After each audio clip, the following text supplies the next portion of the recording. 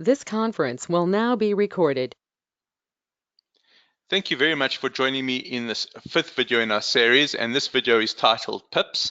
Now, before we get into the presentation itself, if I can just ask you to please have a read of this disclaimer, give you a few seconds, and then we'll continue.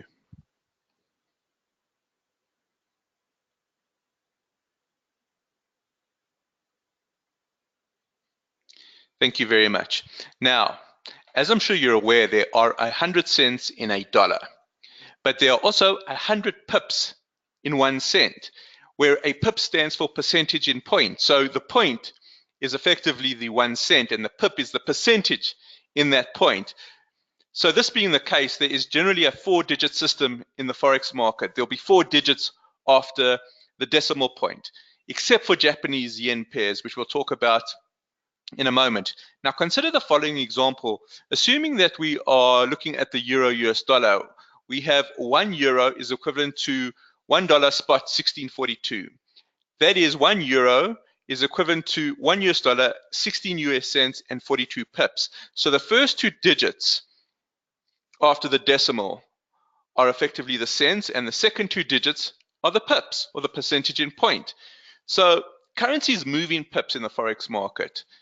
The 4th digit is the minimum movement, either a pip up or a movement of a pip down. So in our initial example where we had 1 euro equivalent to 1 spot 1642, if there's a pip movement up, it will be 1 euro is equivalent to 1 spot 1643. Or if there's a pip movement down, it would be 1 euro is equivalent to 1 spot 1641 US dollars. Brokers these days actually do have a 5th digit after the decimal. That's called a pipette. A pipette is 1/10 of a pip, but it is so small that it's more useful to focus on the change in the pips. Now let's take a look at an example. Here we can see a quotation, and there's 2 prices. There's the bid and there's the ask price. And you can see that they're different.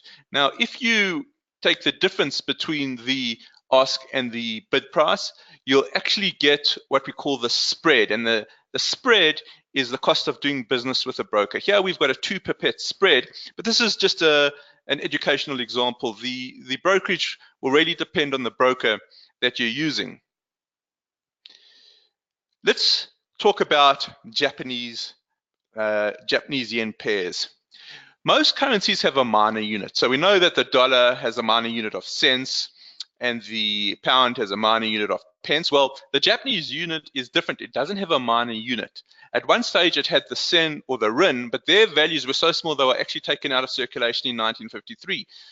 Therefore, Japanese yen crosses only have a 2-digit pip system or a 3-digit system when we add the pipette. Take a look at this quote, and here you can see there is a bid and an ask, but instead of having 5 digits after the decimal, we've got 3 digits, with the 3rd digit being the pipette. And you can see that there is a difference between the ask and the bid, and that of course is the spread, or the cost of business with your broker. And I just want to reiterate that the spread will really depend on the broker that you are using. So that's where we're going to leave it for this video. Thanks very much for joining me, and I look forward to speaking with you in our next video.